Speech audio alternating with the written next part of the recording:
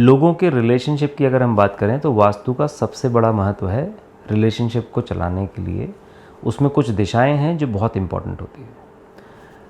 आजकल के ज़माने में आप लिव इन की बात कर रहे हैं, लोग एक साथ रहते हैं फिर भी आगे नहीं बढ़ पाते। इसमें 2-3 चीज़ों का कॉम्बिनेशन है, वास्तु उसमें सबसे इम्पॉर्टेंट है। और साथ में अगर हम हॉरोस्कोप देखते हैं तो वो एक अलग बात है कि व्यक्ति का 7वां घर क्या बोल रहा है, उसका 11वां घर क्या बोल रहा है, उसका दूसरा घर क्या बोल रहा है एंड सो ऑन।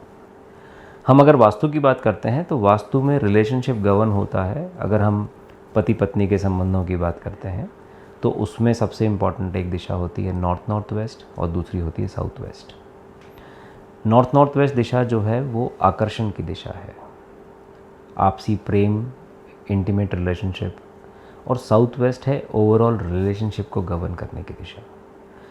व्यक्ति के संबंध कैसे होंगे, वो वहाँ की दिशा कितनी बैलेंस्ड है, कितनी इम्बैलेंस्ड है, वहाँ पे क्या रखा हुआ है, कैसे कलर हैं, वहाँ पे क्या सामान है। अगर आप बोलते हैं कि लोग साथ में रह रहे हैं उसके बाद भी वो आगे जीवन में स्थायित्व नहीं है, वो स्टेबिलिटी नहीं है, रिलेशनशिप आगे की ओर बढ़ नहीं रहा है, तो डेफिनेटली उनको अपने साउथ वेस्ट को देखना चाहिए। साउथ वेस्ट उसके जस्ट बाजू में एक दिशा है जो साउथ वेस्ट से लगी हुई है। कई बार लोग बेडरूम बनाते हैं साउथ वेस्ट में, लेकिन वो जो सोते हैं तो वो साउथ वेस्ट में सोते हैं। साउथ वेस्ट में टॉयलेट होना सबसे बड़ा वास्तु दोष है।